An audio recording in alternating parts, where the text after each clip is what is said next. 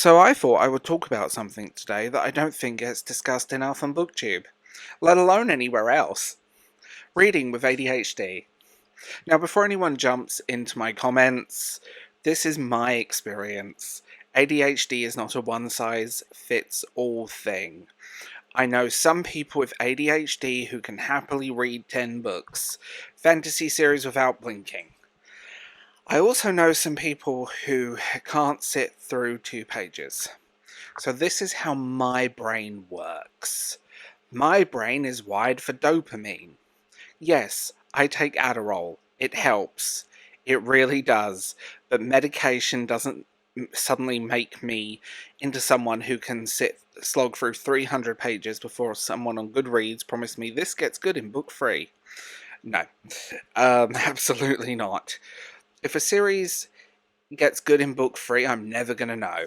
I need the first book to grab me. Actually, I need chapter 1 to grab me, ideally the first page. If my brain isn't interested, it starts looking around the room going, ooh, what's that? New shiny thing. New book. Random article. YouTube video about medieval spoons. Anything. It's ridiculous. People always ask me how I get through so many books, and the answer is I'm interested. That's what I'm interested in. Hyperfixation is a funny thing. If a book clicks with my brain, that's it. I'm done. I'm gone. I'm in. I can disappear for hours. I'll finish it ridiculously quickly because my brain has decided this is now the most important thing in the universe.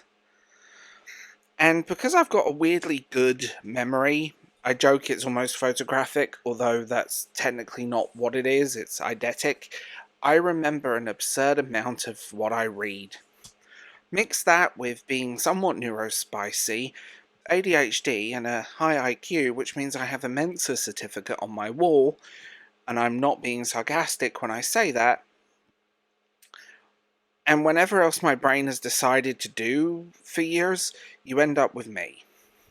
A walking, talking collection of completely useless literary trivia. I can remember tiny plot details from books I read 15 years ago. I can remember where Can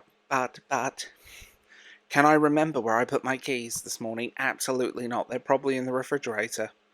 And I'm not joking either. Honestly, I wouldn't be surprised. But there's another side to this. And it's what I call the bookshelf of doom. Now, yours might be a bookshelf, it might be a drawer, a cupboard, a pile on the floor, a chair in the corner of your bedroom, a digital folder full of hobbies you swore you would go back to. Mine is genuinely a bookshelf tucked in a spare room. It's where hobbies go to die. And it's not because I didn't like them, I actually really enjoy them, but it's because my brain just disconnects. I was thinking about this the other day because when I was 16, my uncle bought me a Warhammer starter set. I love the idea of Warhammer. I still do. I love the lore, fantasy, the artwork, amazing miniatures. They look brilliant. Actually building them, absolutely not. I remember sitting there trying to glue tiny pieces together, then painting them, trying not to mess them up, and getting frustrated because everything was fiddly and small. Eventually I got the base coat on the miniatures, and that was it. I just couldn't do any more. That took me long enough. That took most of the summer, and it wasn't fun anymore, and I'd lost interest. My brain had gone, nope. Then I wasn't diagnosed, and I didn't get diagnosed until I was 26. So I just assumed I was impatient, or lazy, or bad at hobbies, and looking back now, no, it was ADHD. My brain wanted the finished miniature. It did not want 37 tiny steps needing to put them together.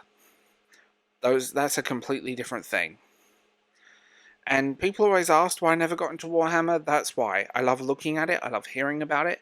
I love I love watching people paint miniatures. It helps me sleep. I have absolutely no interest in putting things together and painting them myself. I would lose my mind. And I'm going to be real, if I could buy them just painted straight out the box, I'd be all over it. But there's another reason as well.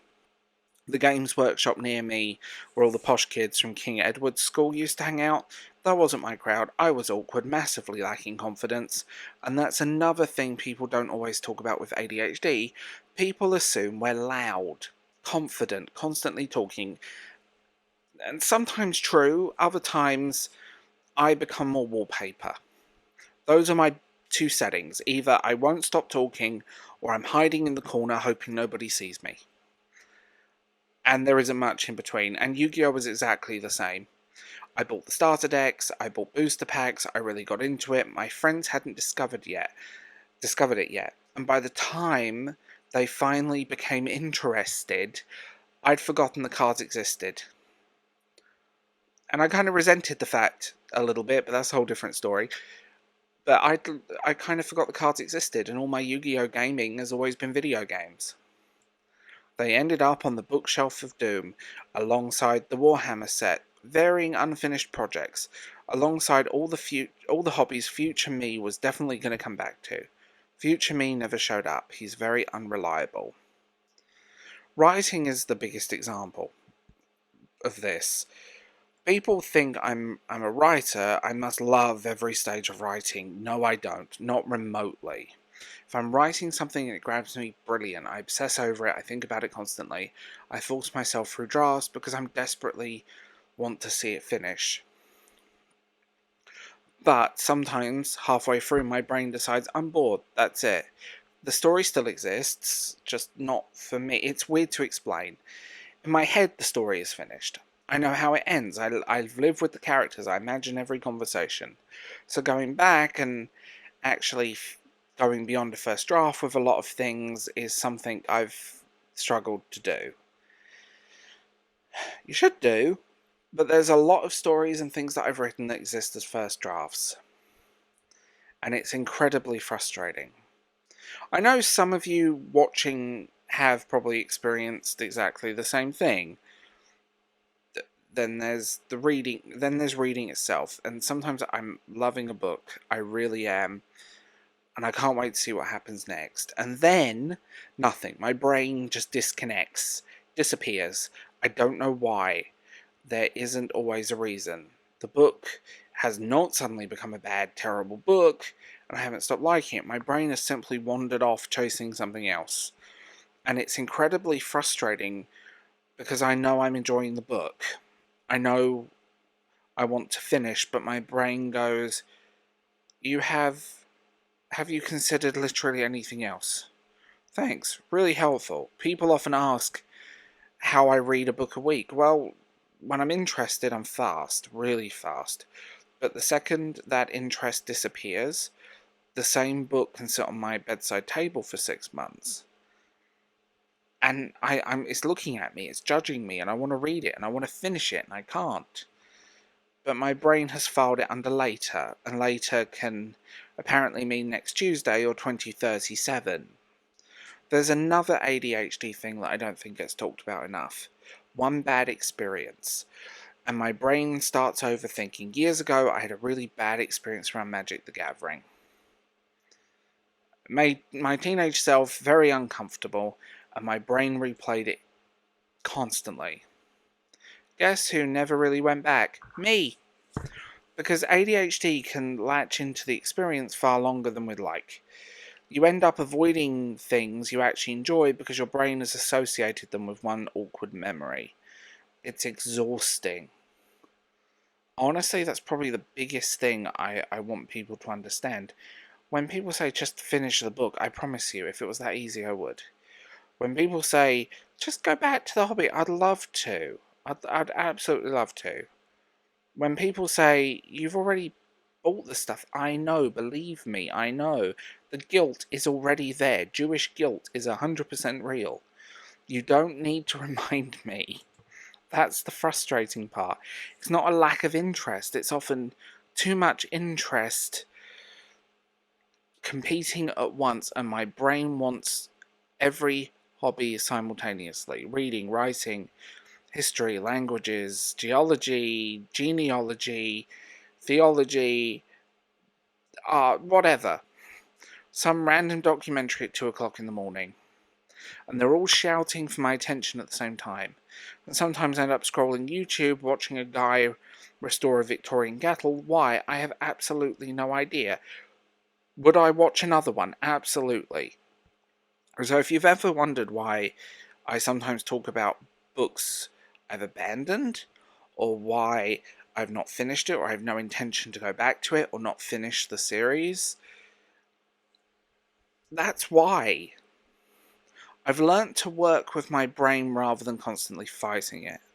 If a book grabs me, I move. If I'm in. If it doesn't grab me, I move on. Maybe I'll come back, maybe I won't. Life is too short and my attention span is too unpredictable. To spend weeks reading something I'm not enjoying because someone promised me a sequel is amazing, that's never worked for me. And if the book doesn't get good until the last 3 chapters, that doesn't work for me either. Maybe it works for you, that's brilliant. I genuinely wish it worked for me, it doesn't. So that's my ADHD reading experience. Messy, occasionally frustrating, oddly hilarious at moments, and usually involving at least one unfinished hobby sitting on the bookshelf of doom.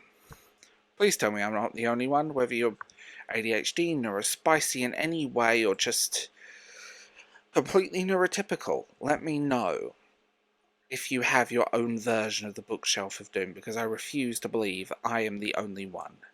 So, I will leave this one here. I'm Darth James. Like, sub, leave a comment, and if you want early access, a podcast, and exclusive content, check out channel memberships and Patreon. I will see you soon.